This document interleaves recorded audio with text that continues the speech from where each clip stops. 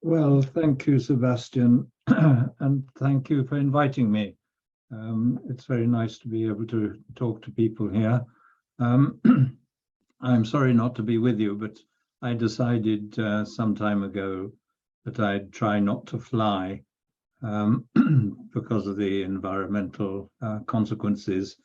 And I think what COVID did was show us how well this technology works. So one really can communicate almost as well as if we were together. I sometimes feel, as Sebastian mentioned, one of my earlier books called The Spirit Level. I think people are often puzzled why the spirit level. The spirit level is what you use in building or carpentry to see if something is level or vertical, you know, a bubble with a little bubble in it. That's what it means in English. Unfortunately, not even Americans know what they think it's something to do with spirituality, which it's not. Anyway, what I want to do is really, I suppose, in a way, justify the very vague title I've given you about inequality being a powerful social determinant without saying what it is a determinant of. There would be so many different things because inequality is such a fundamental aspect of social organization that it changes everything else.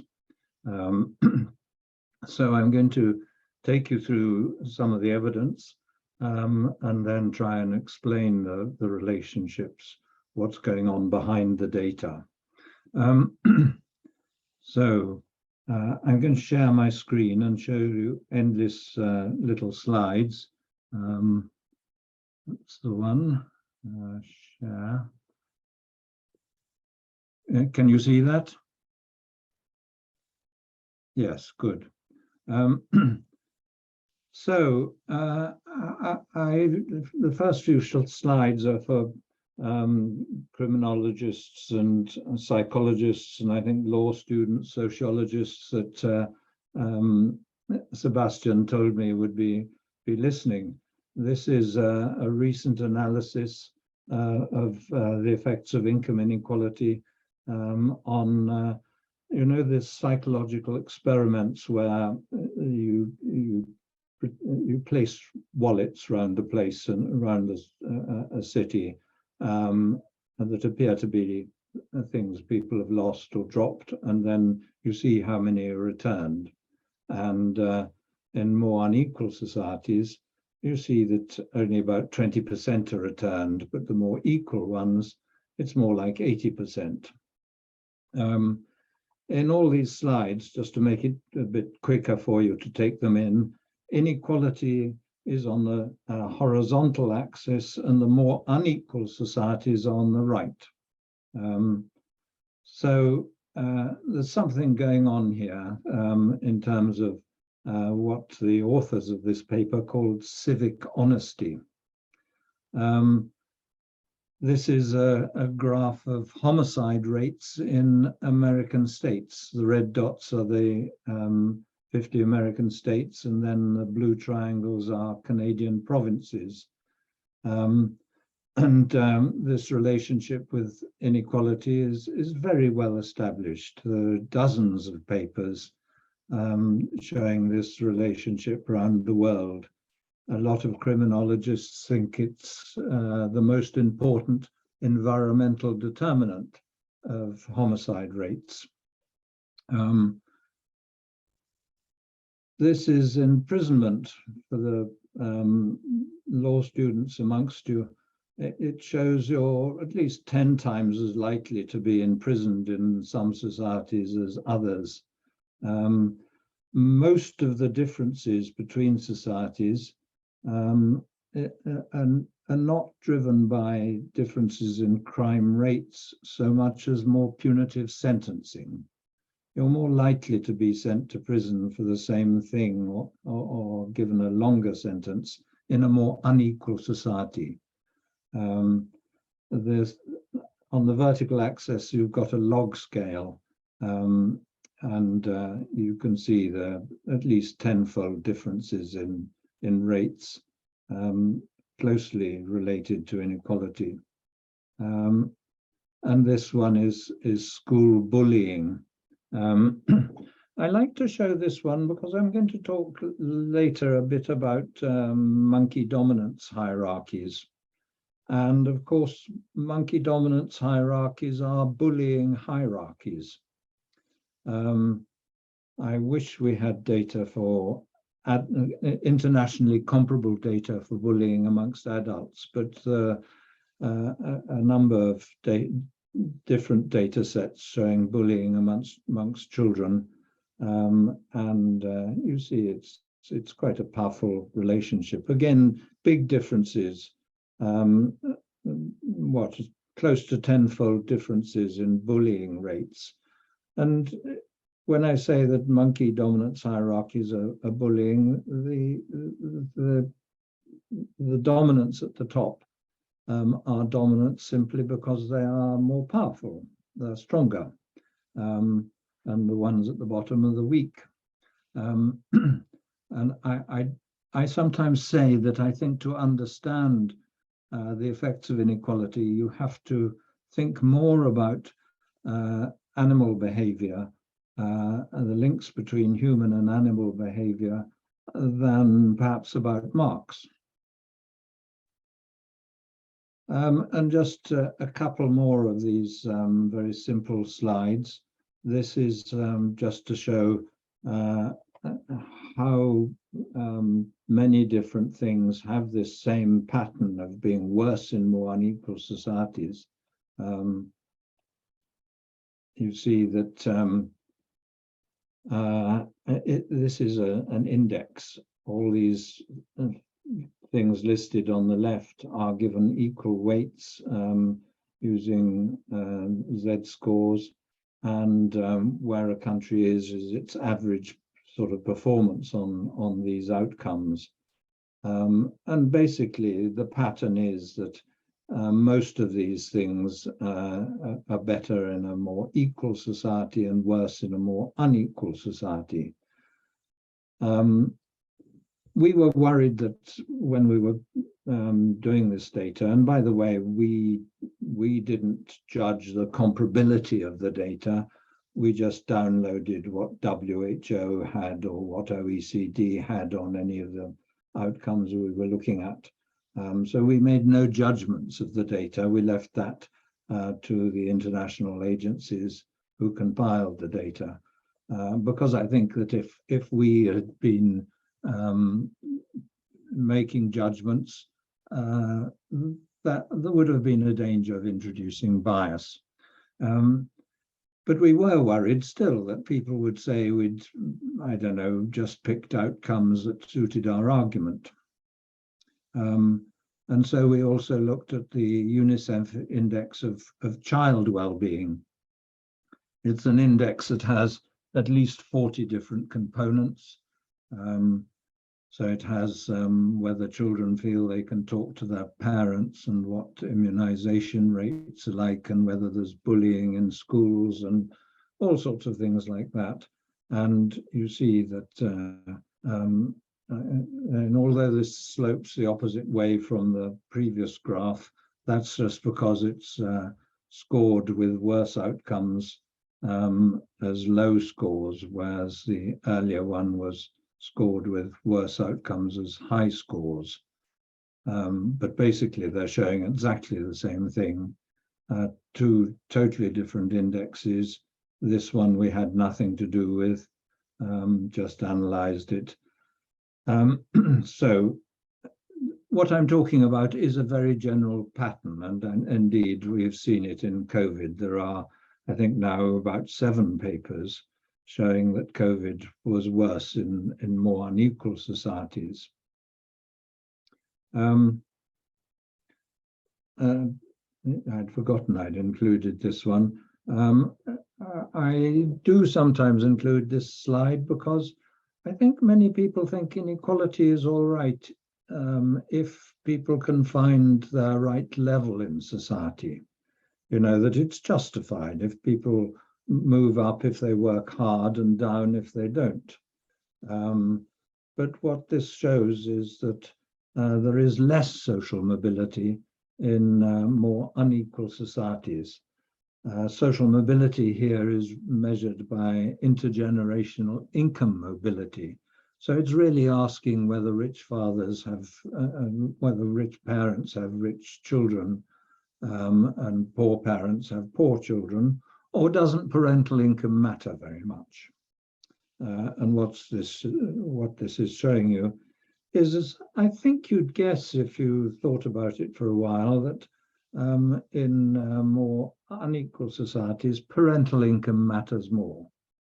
And indeed, I think the ideal of equal opportunities for children is really even more remote in societies with very big differences in outcomes. You can't have equal opportunities with very large differences in outcomes. And for, I don't know if there are any economists amongst you, but economists often imagine that inequality is a spur to initiative, creativity, and so on. We did a little analysis of the number of patents per head of population. If people invent something, they might protect their invention from being copied by other people by taking out a legal patent. And here you see that there are more patents in the more equal societies per head of population. This is not our analysis, as you see. So the general picture is like this. More income inequality, more of almost every kind of problem. I was actually rather pleased when I found that on Google Images. It summed up 40 or 50 years of my career, of my work. But that, that is an extraordinarily common picture, that problems get worse with greater income inequality. So now let's move on to explanations a little bit. The first thing I think, point to make, is that people often think of inequality, I think, very naively, imagining that inequality, just differences in money for people, why should it matter very much unless it creates serious poverty? Having some people rich, does that create a serious poverty? But actually, I think we should be thinking of inequality as a social relationship, of superiority and inferiority. Inequality ranks us all, one above the other. So, we make judgments of where we fit in society, closely related to well, I think material differences in income and wealth, produce the social distances up and down the hierarchy, and with it those feelings of being superior or inferior. I think it also has really powerful psychological effects. By increasing that idea that some people are worth more than others, it increases anxieties about self-worth, your worries about how you're seen and judged by others.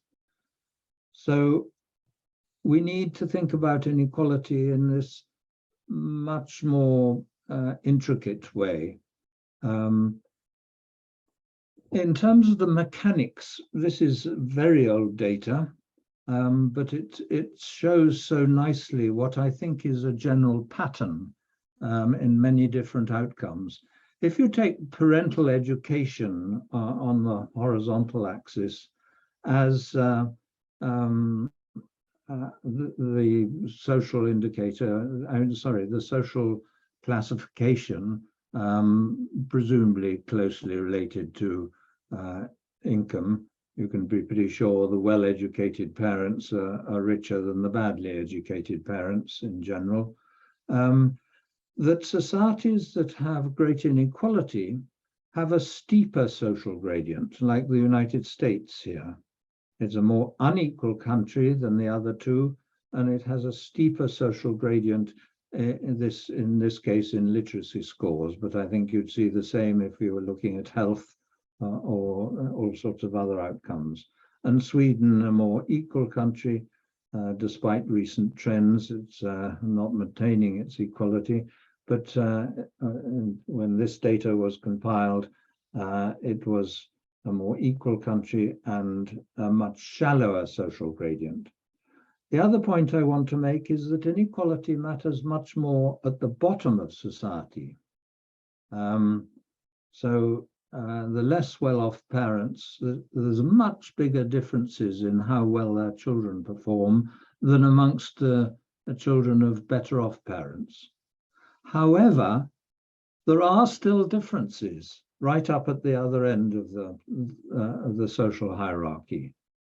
So the vast majority of the population would do better if they were in a more equal society. They would do better in terms of, if they had the same income, the same jobs, the same education, but simply moved to a more equal society, they would be less likely to become victims of violence. Their children might do a bit better at school. They might live a little bit longer. In that sense, they do better in a more equal society. And of course, what we're looking at is not what sociologists have so often concentrated on, how to classify people into classes or whatever, but really more how big the differences are between whatever strata you divide society up in. For instance, I think that the social pyramid in a more unequal society with bigger material differences is a steeper social hierarchy. In a more equal society, it's a shallower social hierarchy. And I think you can see from a number of different variables and studies that all sorts of issues to do with social divisions become more powerful, that status and class are more powerful in more unequal societies. Social mobility declines, as I've already shown you. Community life weakens. You're less likely to marry someone from a different social class. Residential segregation increases. Yes, as I said, problems related to social status increase.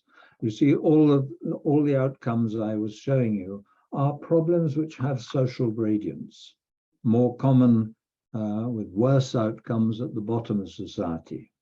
It's those outcomes which are worse in more unequal societies. We actually did a formal test of that using different death rates. So we took some causes of death which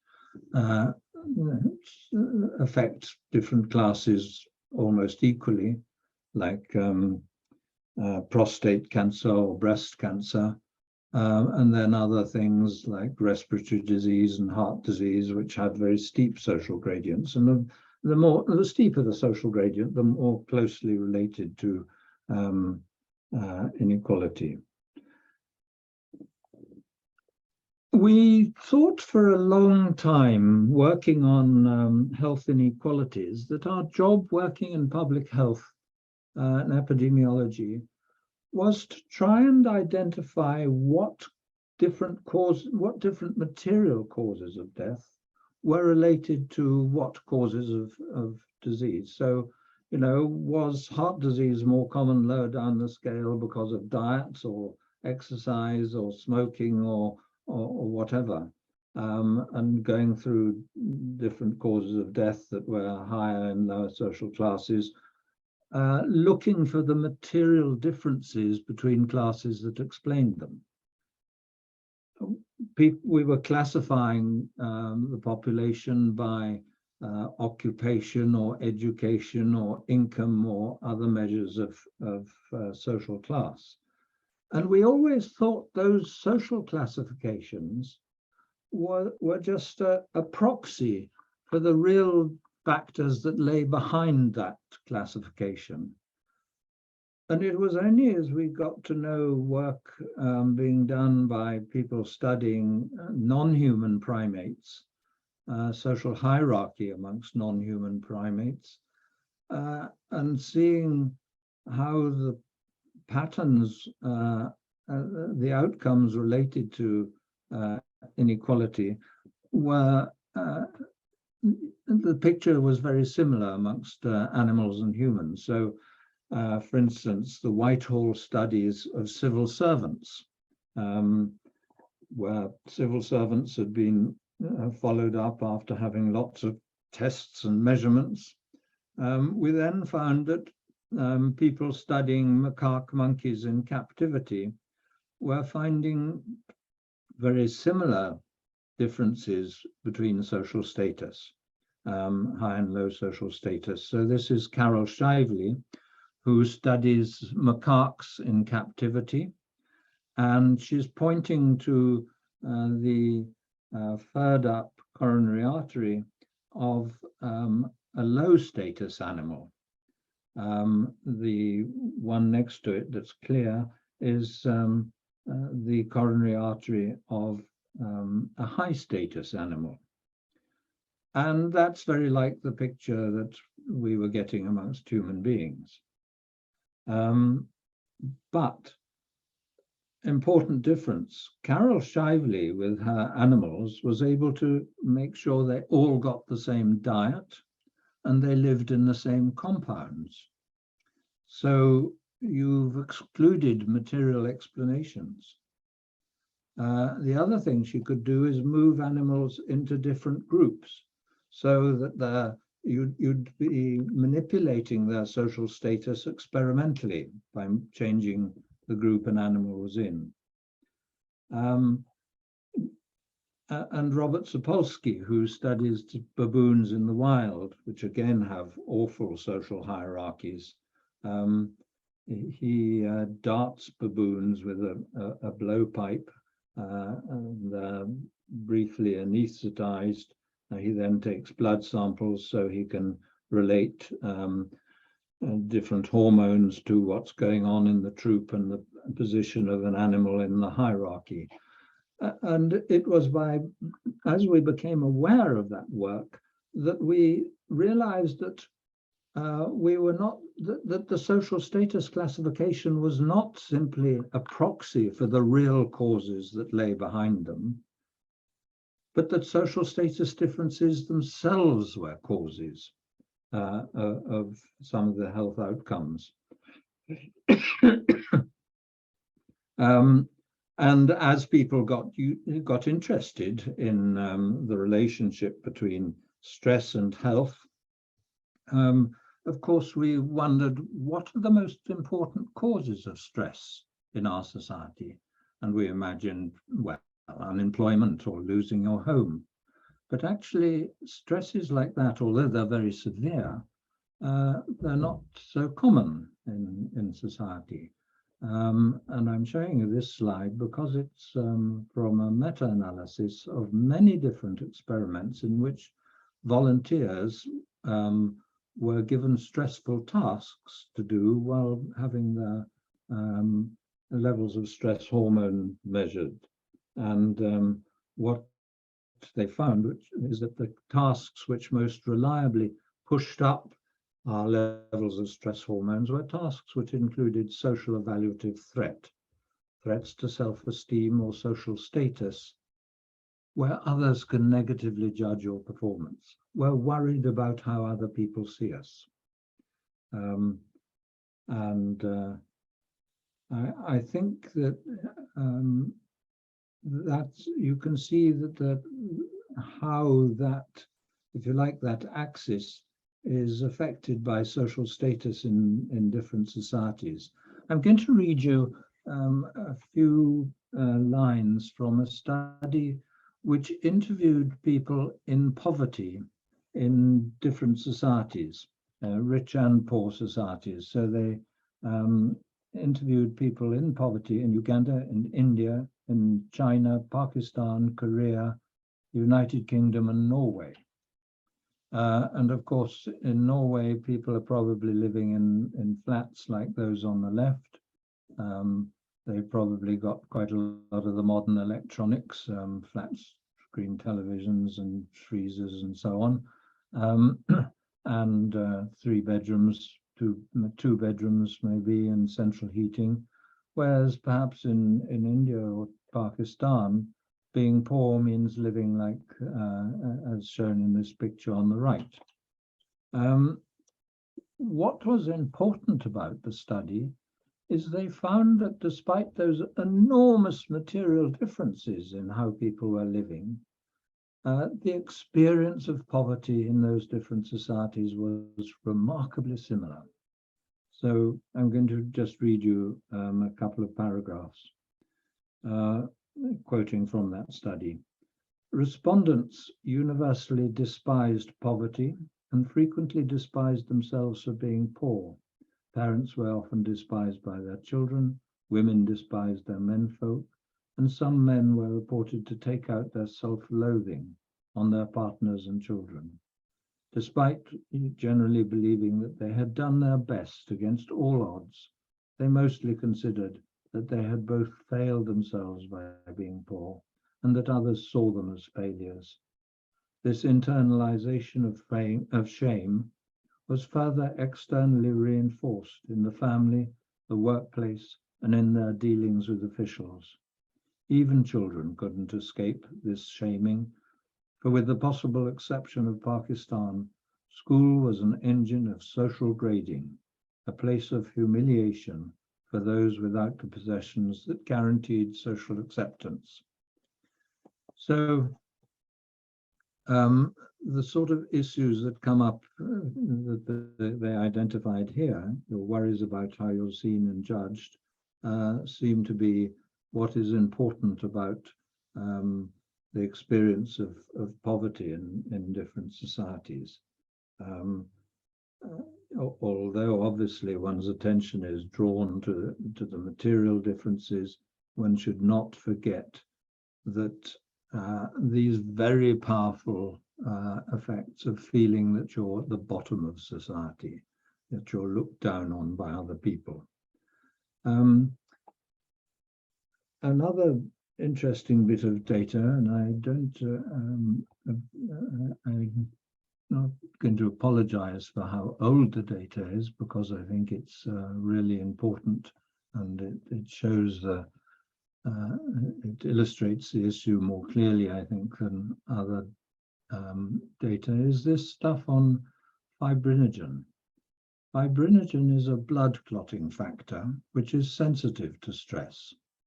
Now, if you think of those monkeys, the low status animals get bitten more often. They get beaten up by the dominants. And of course, if they're going to be injured, what they want to happen is they want their blood to clot fast. So they have higher fibrinogen levels, the low status animals than the high status ones. And you see just the same thing amongst civil servants in London offices.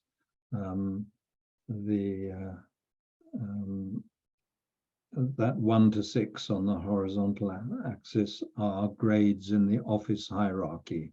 The most senior people with the lowest fibrinogen are grade 1. The most junior office staff are grade 6. And so you see that the blood of the low status civil servants is behaving a bit as if they are afraid of being bitten by the seniors. hence why I say that to understand these things, I think you have to think of monkey dominance hierarchies as much as Marx or anyone else. There are a whole range of experiments called stereotype threat experiments, which show how performance is affected by being seen as in some way inferior. So this comes from a World Bank study. It uses data from Indian children of high and low caste, and they do little pen and paper tests. And the point is to see how many they can do in a given time. They do them under two conditions. One where they don't know who is high and who is low caste, and that they do equally well. But then when they do know who is low caste and who is high caste, a big gap opens up between them. Just a knowledge, just a reminder of that social difference is enough to affect performance. And there are experiments which show the same sort of thing for class differences, for differences in ethnicity in the United States, all sorts of social classifications where you can do it with or without some kind of little reminder of that one group of people are in some way regarded as inferior. I think what I've been showing makes it quite clear that people in lower social classes will have higher levels of chronic stress, and we know very well how long-term stress affects health. Basically, it speeds up the aging process, so you become more vulnerable to a whole range of illnesses and causes of death. And note that even the very small initial differences in stress on the left there, going from the reference group to 1 or 2, still have implications for death rates. It's not just when you get to really high levels of stress. I want now to take you through what I think is close to the heart of the social and psychological processes behind these relationships. There are now a number of studies showing that community life is weaker, participation in local groups and voluntary organizations is lower in more unequal societies.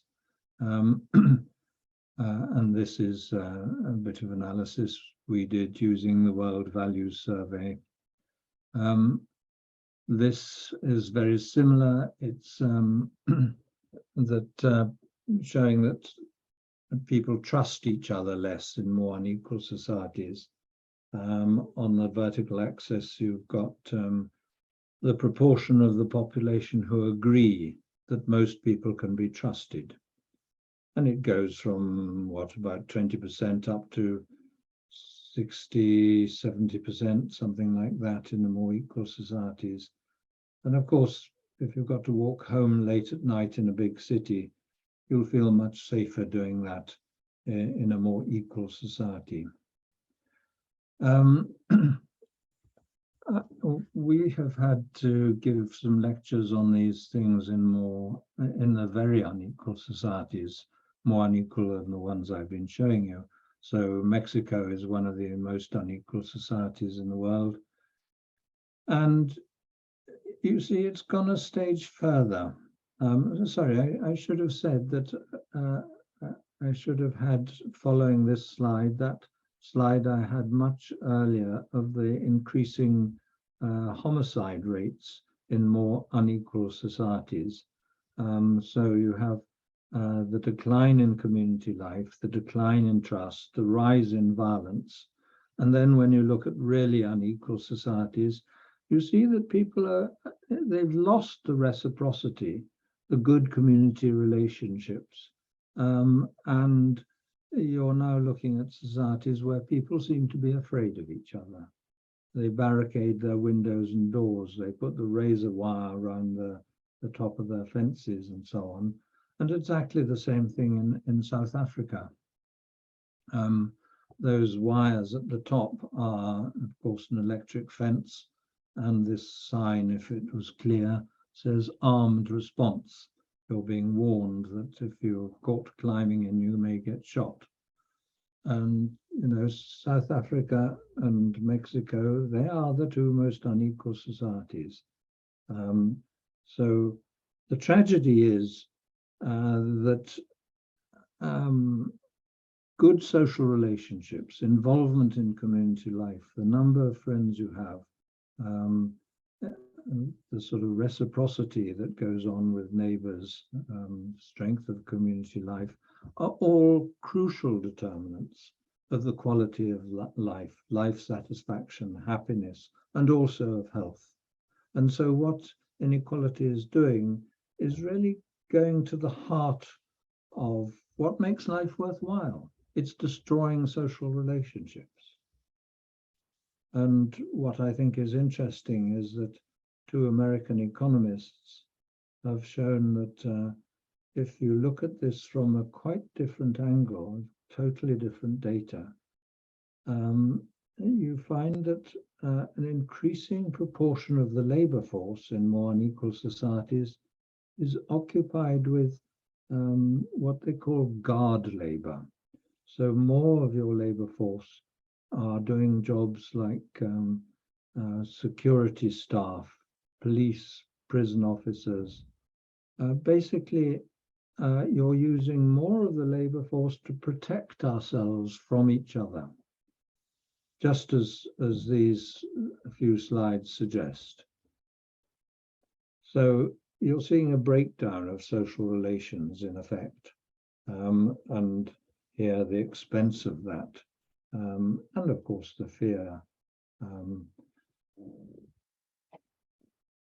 Some of the things we said in our earlier work have now been, there's now better data than when we were writing, and people have shown that the differences we thought there would be from experimental psychology indeed crop up, showing differences between more and less equal whole societies. So here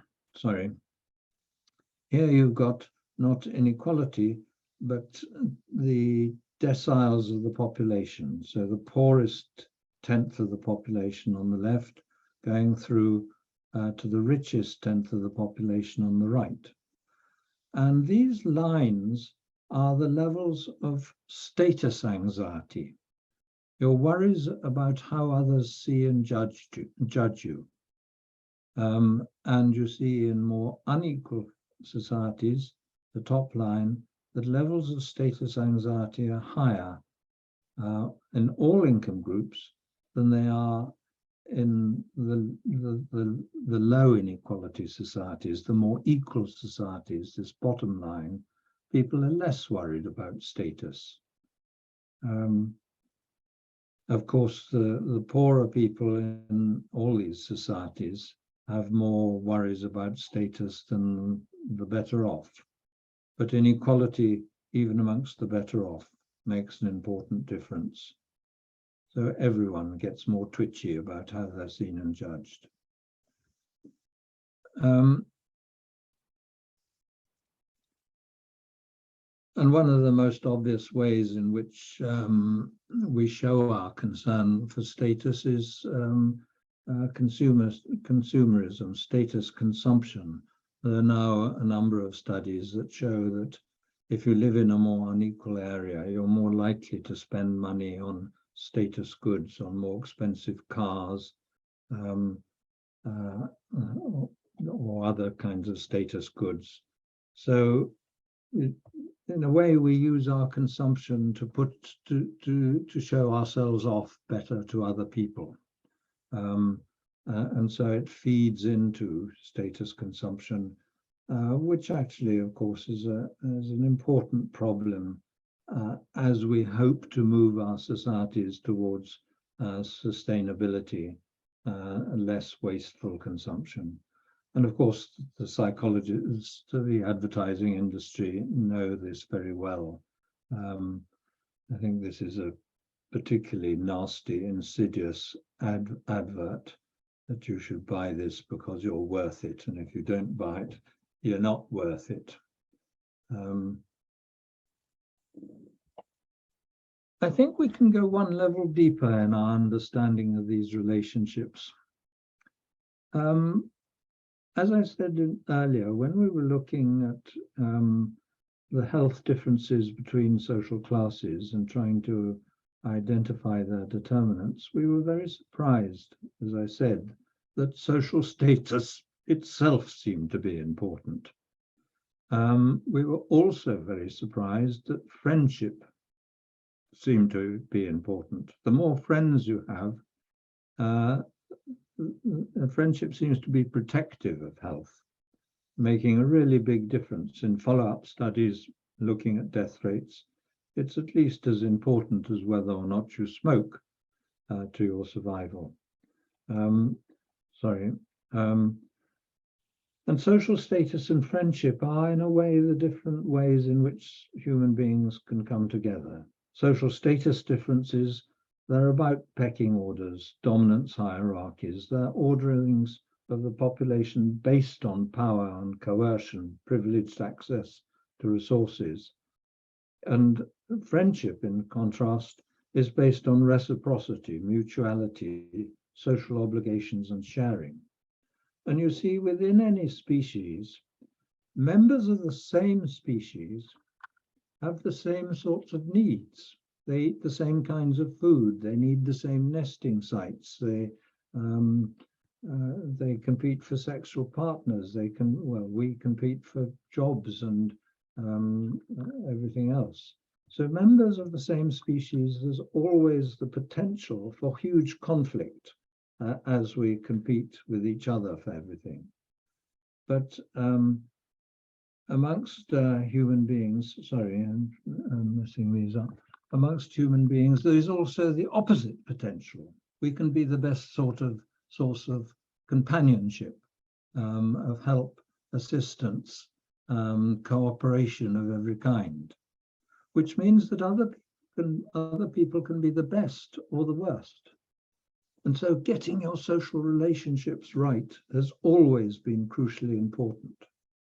And I think that's why we still find in modern societies that levels of stress are lower in the people with more friends, who are better integrated into their community and society, and people with fewer friendships are more likely to withdraw into social isolation, to feel that they're too worried about how they're seen and judged by others.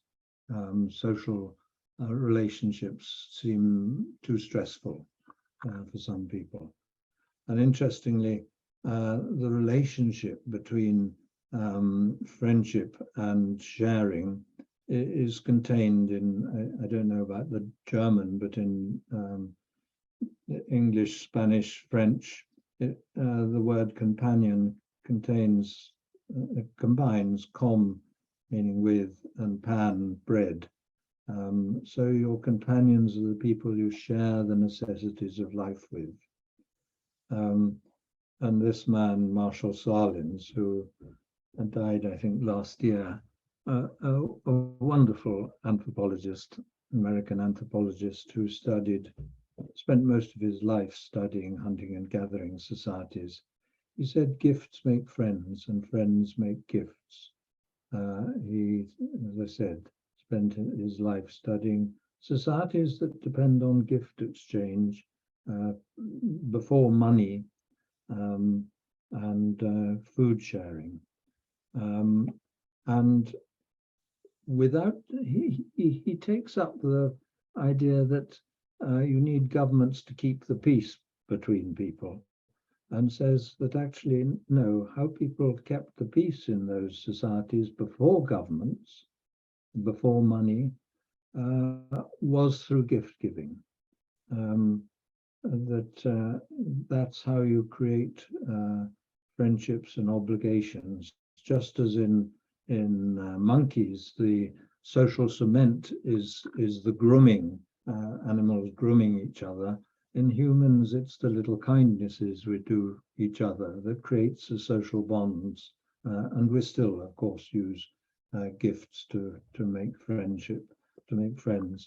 And the gift is so symbolic because it says, I am not going to fight you for access to whatever it is, the things we might compete for. I recognize your need and I'm willing to share. I give you this. And you have a sense of obligation, indebtedness, that means you reciprocate the gift. I think I'll skip that. Yes,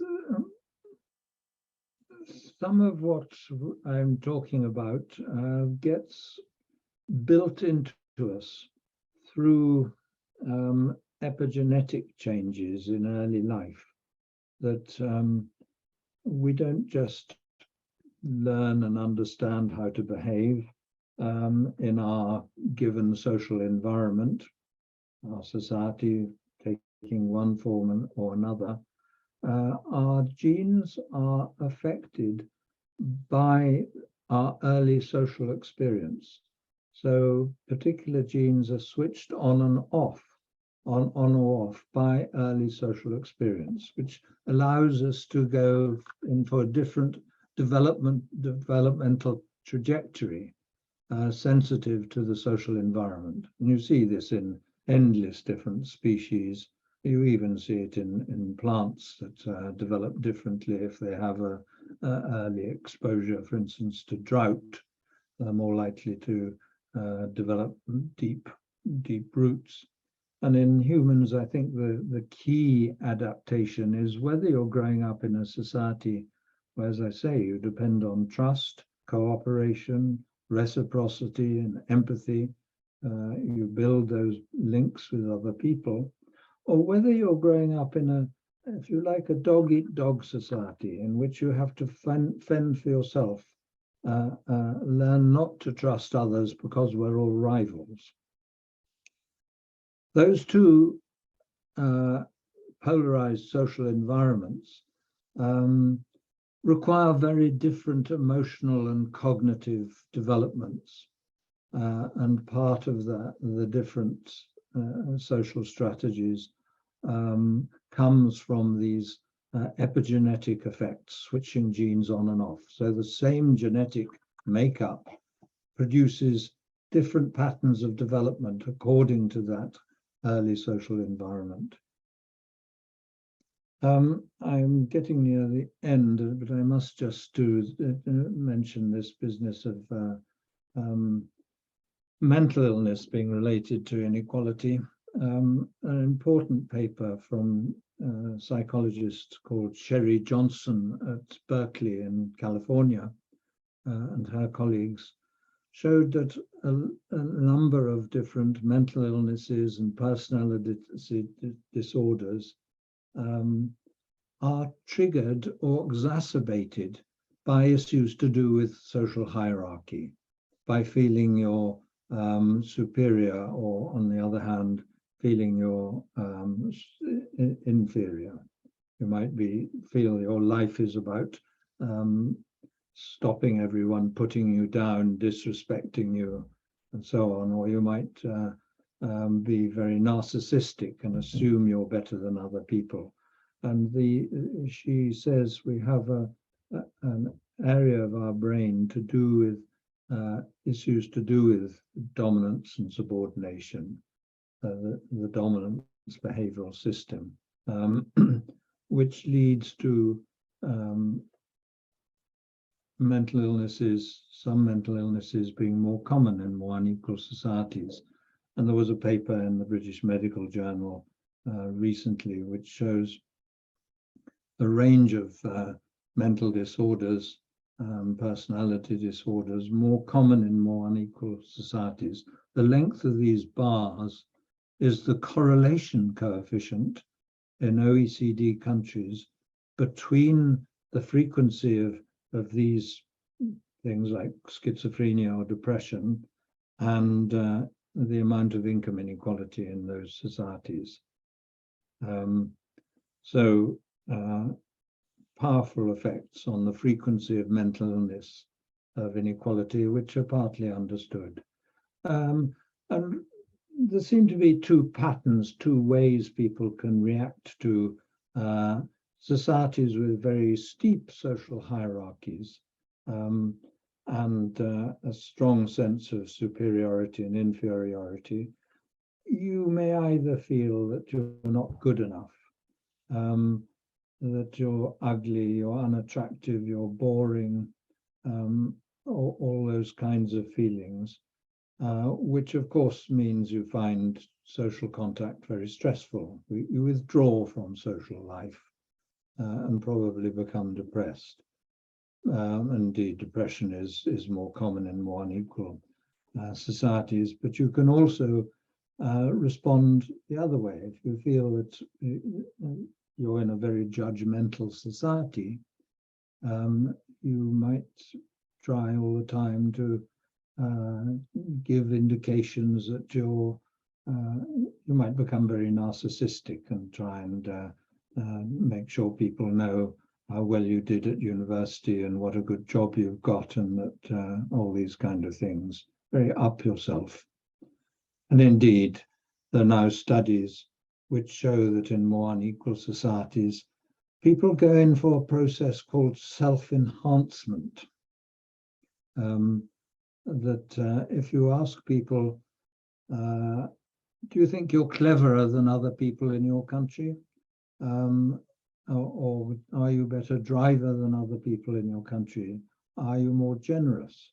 That on all sorts of different dimensions, people rate themselves more highly in more unequal societies. So they're going in for this self-enhancement. And you can see in the opposite in other societies, some data on mental illnesses. Solutions, all I was going to say about solutions is that there's this pattern throughout most of the 20th century, from the 1930s onwards, declining inequalities in all these countries, and then from about 1980 onwards, the modern rise of inequality.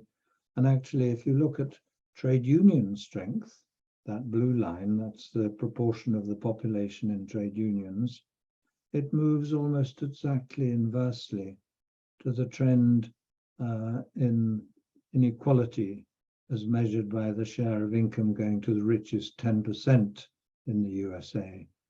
And I've now seen graphs like that for half a dozen different countries. Basically, the stronger the stronger